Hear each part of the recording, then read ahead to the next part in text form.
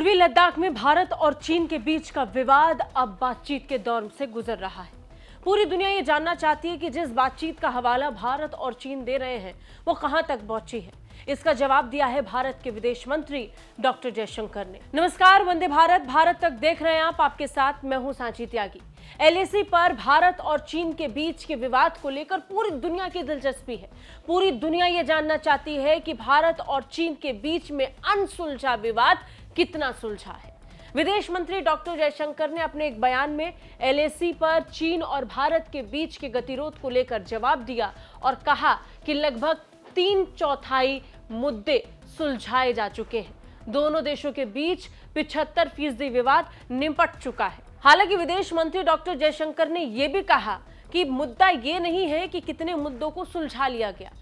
मुद्दे की गंभीरता इस बात से और बढ़ जाती है कि दोनों ही देशों ने सीमा पर अपने अपने सैनिकों को, जवानों की जो संख्या है उसे बड़ी तादाद में बढ़ाया है।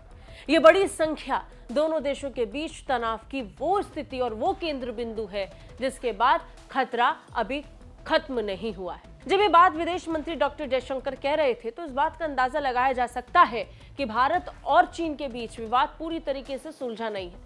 लेकिन हाल के, खासतौर पर पिछले कुछ दिनों के घटनाक्रमों को अगर आप देखेंगे तो भारत और चीन के संबंधों में कुछ नरमी देखने को मिली है। जैसे कि भारत के राष्ट्रीय सुरक्षा सलाहकार की वांग यी के साथ मुलाकात, विदेश मंत्री डॉक्टर जयशंकर की चीनी प्रतिनिधिमंडल से मुलाकात और फिर चीन के राजदूत का भारत आना, जो लगभग 12 से 15 महीनों से भारत में नियुक्त नहीं हुए थे। चीन ने अपने राजदूत की भारत में नियुक्ति की। उसके बाद चीनी राजदूत भारत के स्वतंत्रता दिवस के समारोह पर लाल किले की प्राचीर पर भी पहुंचते हैं।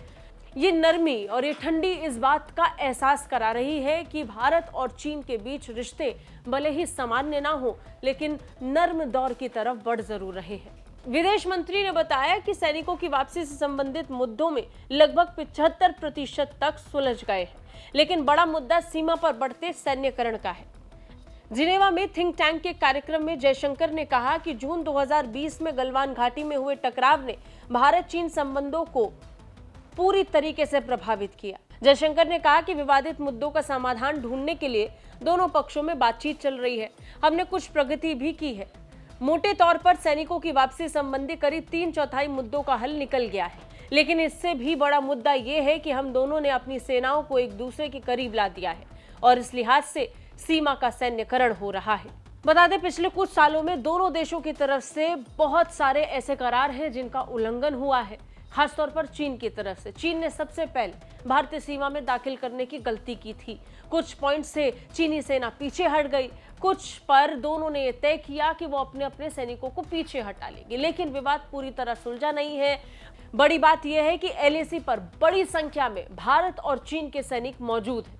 इसके साथ ही दोनों तरफ से इंफ्रास्ट्रक्चर को बॉर्डर पर खूब मजबूत किया जा रहा है और सिर्फ इतना नहीं, हथियारों की तैनाती भी बड़े पैमाने पर हो रही है, जिसने दोनों ही देशों की तरफ चिंताओं को बढ़ा दिया है। आपको क्या लगता है? कमेंट करके जरूर बताइए। जय हिंद।